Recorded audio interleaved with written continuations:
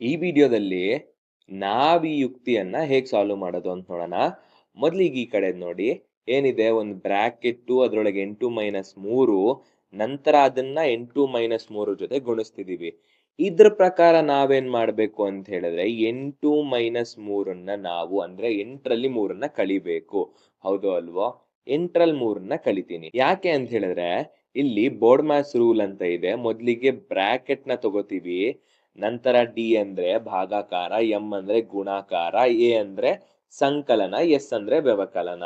8ರಲ್ಲಿ 3 ಹೋದ್ರೆ ಎಷ್ಟು? ಇದ್ರ ಪ್ರಕಾರ ಬ್ರಾಕೆಟ್ ಒಳಗಿರೋ ಸಾಲ್ವ್ ಮಾಡ್ಬೇಕಲ್ವಾ. 8ರಲ್ಲಿ 3 ಹೋದ್ರೆ 5. ನಂತರ ಏನಿದೆ, 5ನ್ನ 8ರೊಟ್ಟಿಗೆ ಗುಣಿಸ್ತಿದೀವಿ, -3 ಅಂತಿದೆ. ನೆಕ್ಸ್ಟ್ ಏನ್ ಹೇಳುತ್ತೆ ನಮ್ಮ ಈ ರೂಲು ಅಂತ ಹೇಳಿದ್ರೆ, ಇಲ್ಲಿ ಭಾಗಾಕಾರ ಅನ್ನೋದಿಲ್ಲ, ನೆಕ್ಸ್ಟ್ ಗುಣಾಕಾರ ಅನ್ನೋದಿದ್ಯಾ. ಹಾಗಾದ್ರೆ 5ನ್ನ 8ರೊಟ್ಟಿಗೆ ಗುಣಿಸ್ಬೇಕಲ್ವಾ. ಹೌದು, 5ನ್ನ 8ರೊಟ್ಟಿಗೆ ಗುಣಿಸಿದ್ರೆ 40. ನಂತರ ಈ 3 ಹಾಗೆ ಬರ್ಕೊಂಡು 40ರಲ್ಲಿ 3ನ್ನ ನಾನು ಕಳೆದ್ರೆ, ಅಂದ್ರೆ ಇಲ್ಲಿ ವ್ಯವಕಲನ ಮಾಡ್ತಿದೀವಿ, ನೀವು ಇಲ್ಲಿ ನೋಡ್ಬೋದು ಎಸ್ ಅಂದ್ರೆ ವ್ಯವಕಲನ. 40ರಲ್ಲಿ 3 ಅನ್ನೋದು ಹೋದ್ರೆ 37 ಅಂತ ಉತ್ತರ ಬರುತ್ತೆ. ಇದೊಂದು ಉತ್ತರನಾ? ಇಲ್ಲಿ ಬ್ರಾಕೆಟ್ ಅನ್ನೋದು ಇಲ್ಲ. ನಾವೇನ್ ಮಾಡ್ತೀವಿ, ನಮ್ ಇಷ್ಟ ಬಂದಂಗೆ ಸಾಲ್ವ್ ಮಾಡ್ಬೋದು ಅನ್ಕೊಳ್ಳಿ. ನಾನು 3 ಮತ್ತೆ 8ಕ್ಕೆ ಬ್ರಾಕೆಟ್ ತಗೋತೀನಿ.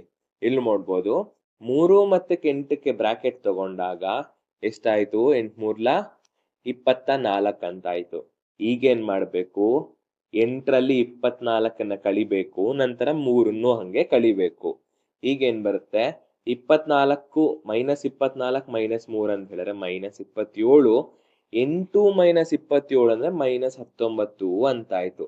ನಾವಿಲ್ಲಿ ಏನ್ ನೋಡ್ಬೋದು, ಒಂದೇ ಪ್ರಶ್ನೆಗೆ ಎರಡು ಬೇರೆ ಬೇರೆ ಉತ್ತರವನ್ನ ಕಾಣ್ತಿದೀವಿ.